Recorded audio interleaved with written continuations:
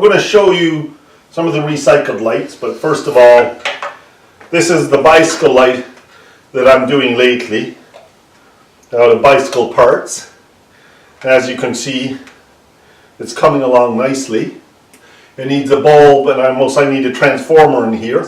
And there's the headlamp and the handbrake, and you can tilt it up or down a little bit for reading. I'm also going to put a 6-volt bulb in there, not make it too bright.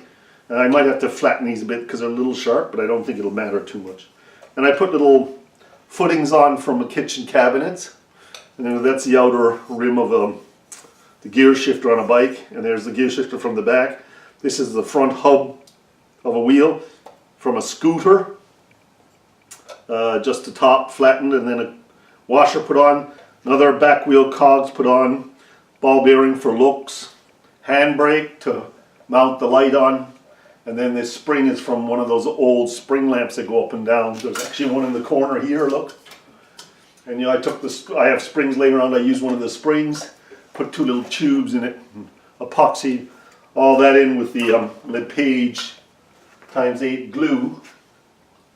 Alright, the next one was this famous movie camera. Basically, shaft goes down. It was an Axial Lamp, this part here. And I took it off from a church sale and put it straight through here down to here. And it's epoxied in the cassette where you used to put the cassette in.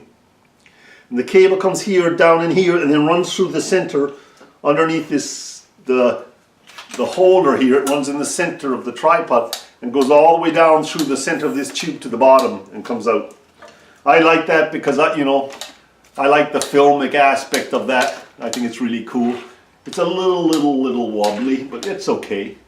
It's been in the corner of my living room for quite a while. Here's a meat grinder, one of my favorite projects, because all you do really is take out this screw that's in here, cut it, take the screw out, drill a hole here and drill a hole down here, and just basically take the cable out to the grinder section. I don't take it out because I want to leave these aspects on here. And I usually epoxy the handle in place so that the screw can't pinch the wire. And a little bit of epoxy around it here and around it here and clean it up.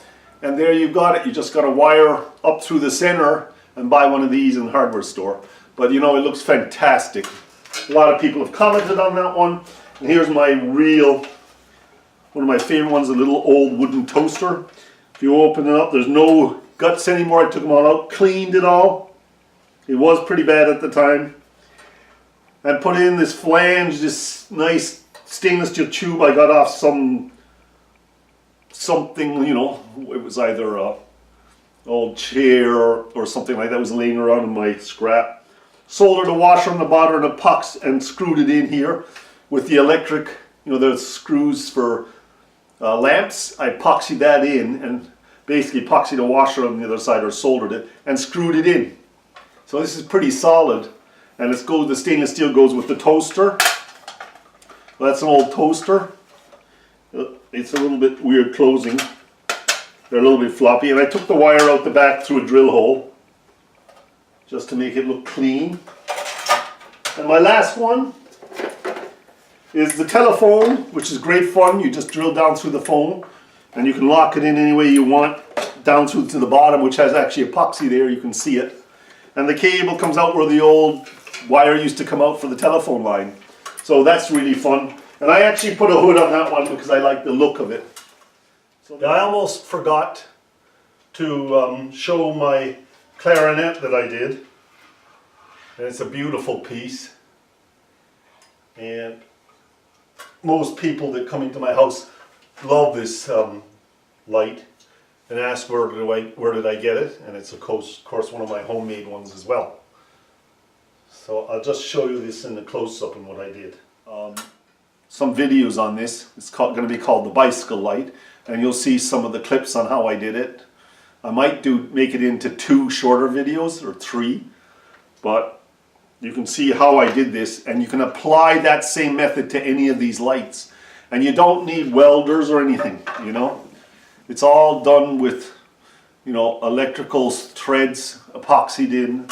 I soldered one in here, but you can actually epoxy it if you wanted to. So you don't need any soldering or electric equipment or any welding equipment. All you need is that LePage PL times 8 construction epoxy, or construction glue they call it.